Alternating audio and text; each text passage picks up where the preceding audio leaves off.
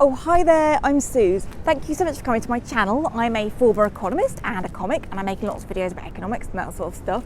And this video is all about what Britain trades. We talk about that a lot, haven't we, with Brexit and with trade deals, with supply chain disruption, with COVID and all that sort of stuff. But what does Britain actually trade with the rest of the world? Do you know? We're going to talk about that in the video, and I'm going to focus on the top 5 things that Britain exports. So, before we do that though, I'm British by the way, and I brought you to the beautiful British seaside, and as you may be able to see, it's a tiny bit overcast, and it's been raining very heavily for the last couple of hours. I've been sitting in the car. But anyway, it's stopped raining for it now. But look, I've got some rock for the seaside cider flavour, and yeah, I'll tell you where I am and why I brought you here at the end of the video, but you can have a guess. So in this video, what I'm going to do is I'm going to build a big infographic of what Britain's top 5 exports are, because people like infographics, and had this idea to make one, and the idea was to make it outside. It was sunny when I had the idea. It's not sunny now. It's been raining. But anyway, that's what we're going to do. Before we talk about what we sell, let's talk about what Britain buys from the rest of the world. Do you know? I bet you know some of them. Have a look around you, right? Here's some clues. You're probably watching this maybe probably watching it somewhere nice and warm and dry. You might be watching it on a phone, which is number 5. Well, communications devices, that's number 5 of our top imports. We're getting the top 5, by the way. That's all going to be top 5. Like, are you wearing nice warm clothes? Are you somewhere nice and warm and dry? That is our 4th biggest import, clothing, mainly from China, a bit from Bangladesh. So those are 2 of the top 5 imports. Number 3 is, what would you do if you spent a lot of time outside in the cold? You might take some medicine. That is our 3rd biggest import, medicine and pharmaceuticals. Number 2 is something that I've been sitting in to stay out the rain today, and that's a car. And you might say to me, I shouldn't have got the car, I should have got a train, that'd be more environmentally friendly. And it would be, but there actually are no trains that run to the place I'm in now. There used to be, but there aren't anymore. That's a clue as to where I am. It's not a very good clue, but it is a clue. This rock is cider flavour rock, which also might be a clue. I mean, it's not, but it's just fun, isn't it? It's cool like that. But anyway, what is number 1, you may be asking? I'm not going to tell you, because our biggest import is also our biggest export. So do you know what it is? You probably should, really, shouldn't you? Do you? Anyway, that's what the video is going to be about. I am going to go and get ready to make my infographic, so you can keep thinking. You might already know what the biggest import and export is. Well done if you do. Also, I'm quite new to making videos. I keep thinking they're going to get better, but then I do something like put my phone in a tree to record it on. I think that'd be good. It's a tree, but it's now quite windy, so the tree is blowing around. That's why it's a bit wavy. Sorry about that. Anyway, if you like this video, I don't know if you like it yet, but you might like it, then like it. And if you want to subscribe to my channel, that'd be really nice if you wanted to do that. Okay, anyway, let's start the video. I'm going to get my materials to make this massive infographic.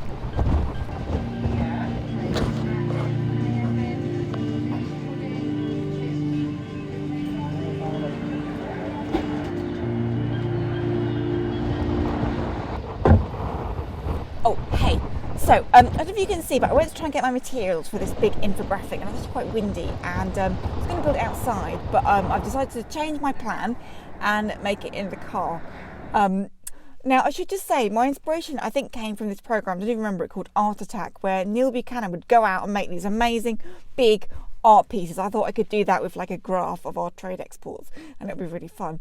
Anyway, we'll do what we can in the car. If you don't know what Art Attack is, I'll post a link to one of the videos, ever so good, so you can watch that if you don't want to watch this.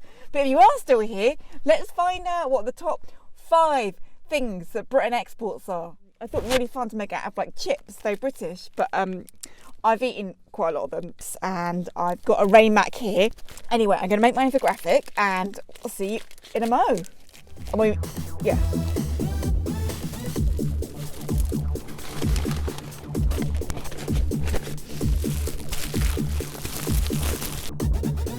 It wasn't quite what I'd imagined in my head for the infographic, but there it is, the infographic. And there are 5 columns for our 5 top exports, and 3 of them are about 20 billion, and then 2 of them are way bigger. One is around 62 billion, the other one's like 116 billion. So do you know what they all are? I've told you 2. Now, number 3 and number 4, I'm not very good at this. Now, number 4 and number 3 are things that we also import, and they are medical and pharmaceutical and cars. And we actually import more than we export of these, although they are two of our biggest exports. So they are number 4, number 3, about 20 billion roughly of each of those. Number 5, you can do 5 easily. 5 is insurance and pensions. Oh, but you didn't think of that one, did you? If you're finding it hard to get a pension, there we go. Maybe that's why we're exporting all the pensions. Now, number 2 is massive, much bigger than number 4 and number 5 and number 3, as you'd expect, but a lot bigger. So it's about 62 billion compared to these are all about 20 billion. Do you know what that one is? Financial services. So, interesting, we export a lot of banking services because I find it quite hard to get any service from my bank. But there we go, that's number 2, which leaves number 1, our biggest export, which is also our biggest import, although we do export a lot more of this than we import. So we export 116 billion pounds worth of it, and we import about 72 billion pounds worth of it. What is it? What is it? It is business services. What's that? Well, it's a mix of stuff like from accountancy, legal services, it can be like technical specialist advice, but really a lot of consultancy, management consultancy, that sort of thing. That's our biggest export. And it's a lot, isn't it? 116 billion. By the way, if you want to look at the data yourself, go on to the Office for National Statistics website. Right, the sun's just come out, but it's actually raining over there. So I could have done it outside, but I didn't now, and I'm been outside a lot today, so I'm going to just summarise from the car. And I don't know how that was. I feel it wasn't quite what I'd hoped in my head, but it was it there. I might write a blog as well, so I'll put a link to my blog. If I write a blog, I should stick to blogs, not making videos. Anyway, there we go, I'll summarise. So, summary, I've told you what our top 5 exports are, and I have, in case it's not clear, I've put together services and goods, and I've put them in order of the value in terms of pound signs, which might not be true value. That's a big philosophical debate, but that's what the data's reported. That's what it is. And in case it wasn't clear, then mainly services. So about a third actually of our exports are services, financial services and business services. They're the top 2, but they're so big they make up about a third of all of our exports. Should we analyse that? What do you think of that? We could say a lot about that. I think, just to summarise, I'll say that some people say it's really great we have this specialism in business services, financial services. I'd say it is good to have a specialism. It's good to have a few specialisms. Good to have diversity, I'd say. Particularly if one of your specialisms is finance, which may have sort of been linked to having a big financial crisis about 10 years ago. But anyway, that's just my view. And one last thing I'll say as a bit of analysis is I think it's good to have business services and financial services. Like, we need banks to lend money and do stuff. The only thing is they're supposed to be servicing other businesses. But when you look at what banks are actually lending for, I made a video about that, it's not quite clear they aren't servicing other businesses. So you can watch that other video if you want to know more about that. Same with business services, but like, we need kind of accountancy, we need all that stuff. It's just that we need businesses to service. And if business services and financial services are a third of our whole economy, our exports, then it's a lot, isn't it? It's almost like there are no other businesses to service. It's just those, which I don't know. That would be a bit like having a fishing town, for example, where there's no fishing. So that, by the way, is where I started this video, in a place called Fleetwood, which is a fishing town, and it was built actually a bit like some new towns, like Milton Keynes. It's like an early version of a new town. It's the 1830s version, and it was thought of by a guy called Mr. Fleetwood, Peter Heskett Fleetwood, and he got the architect Desmond Burton to design it all. And Desmond Burton, you might have heard, probably, have you heard of him? I don't know. I hadn't heard of him, but I'd heard of the stuff he built. He built like Marble Arch, designed loads of the, didn't build it, he designed, he's an architect, and he designed those London parks, and he also designed Tunbridge Wells. And he was the architect that laid the foundations of Fleetwood. And there's loads of really amazing buildings, like there's loads of really beautiful housing, there's a mound thing, there's a big old hotel, there's lighthouses. Really pretty good job, Decimus, well done. However, in terms of fishing, since the 1970s, fishing has really been in decline, and kind of most of the fishing rights were lost and kind of stopped.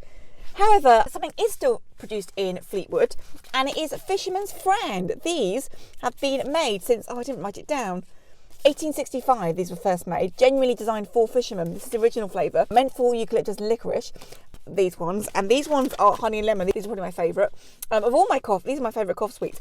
And they employ like 400 people nearly. Got a massive factory. And I went to go and have a look at it. I was on holiday, but I wouldn't let me in. They were very friendly, but it's not really a place you just go and visit. The reception was nice, so they're very nice in the reception. But anyway, there's the reception.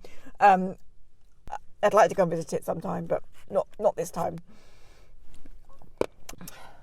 So I thought I'd end by telling you about Fisherman's Friend, because I do really like it when I find things that are being produced, whether they're a service or a good, that genuinely are of service to help other people. I think these genuinely do. They do help fishermen. You don't have to be a fisherman to eat them, or a Fisherman's Friend. They are extremely good for cold if you've been outside a lot. Do you want to know how much fish we import and export? We actually import a lot more fish than we export. We import around 3 billion, we export around 2 billion. So the very last thing I'll say is that it might seem like 2 billion is quite a low amount that we export in fish, and it is probably a lot lower than we could and have done in the past. However, the pound sign isn't necessarily, I would say, value, right? That pound sign represents how expensive these things are. So it's pretty expensive to buy the services of a management consultant or legal advice, and it's a lot cheaper to buy some fish. And I'd say, yes, legal advice is important. Yes, that stuff is all good, but we also want other stuff too. I think I've already made that point, but I'll just make it again because, I think it was quite an important point, really. So, for example, there are situations when you really might want a management consultant, and there are other situations where you might think it'd be great to have someone who knows how to fish. Depends on the situation. Those situations can change over time. So that's something to leave you with if you want to think about that. Perhaps we could be nice to have people that know how to fish, wasn't it? I think, but it's nice to have Fisherman's Friend. It'd be nice to have some fishermen as well, I think. And we have got some, but not very many in Fleetwood anymore. I would just say, I don't think I should give analysis on fishing. I think there's been quite a lot of analysis on fishing from people that don't know much about fishing, and I don't know much about fishing at all. So I don't want to give any more views on fishing. I'll just stop talking now. Why don't you go and visit Fleetwood yourself, if you can. There's also some big inward investment. There's a big fish port opening, not to catch fish, but to process fish. Also, Fleetwood has a massive market. I got the rock from there. Quite excited about this because I've got fish and chip flavour rock. I'm going to give that to my mum, and she won't really want to eat it, but it'll be like, oh look, fish and chip flavour rock, and that's fun, isn't it? It looks genuinely really nice. Rhubarb and custard. Quite excited about that one. I've got. Oh, do you want to see? I mean, you've seen enough, haven't you? Anyway. Yes, so there's that, and there's also, they make stuff at the market. Lots of people sewing stuff, and got some fruit and veg as well. But I didn't film that. There are also loads of other really cool cafes. Got some cake. I've eaten that. I got the fish and chips from Pisces. It was really nice when I bought it. It was nice and warm. Then it got quite cold. Trying to find somewhere to film my infographic, but it was really delicious when I got it. It's even actually a vegan takeaway place. I didn't spot till it wasn't open when I went there, because I'm vegan. Apart from when I eat fish and chocolate, I'm not vegan. Also, there's a really busy lifeboat port, the RNLI. So they are amazing. There's loads of really other great things in Fleetwood. So yeah, go and check it out if you can. And thank you so much for watching this video. Hope you liked the infographic. I don't know if I liked it. I mean, I liked it in parts. I like the idea. The idea was very good. It was a very good idea. So please like it. Please subscribe to my channel. I'm making quite a lot of videos about economics and stuff. And I'm gonna see you later, maybe, if you want to. Do you want to? I mean, we're not really seeing each other, are we? This is quite weird. I'm just making a selfie in my car. But anyway, okay. Thanks a lot then. Bye.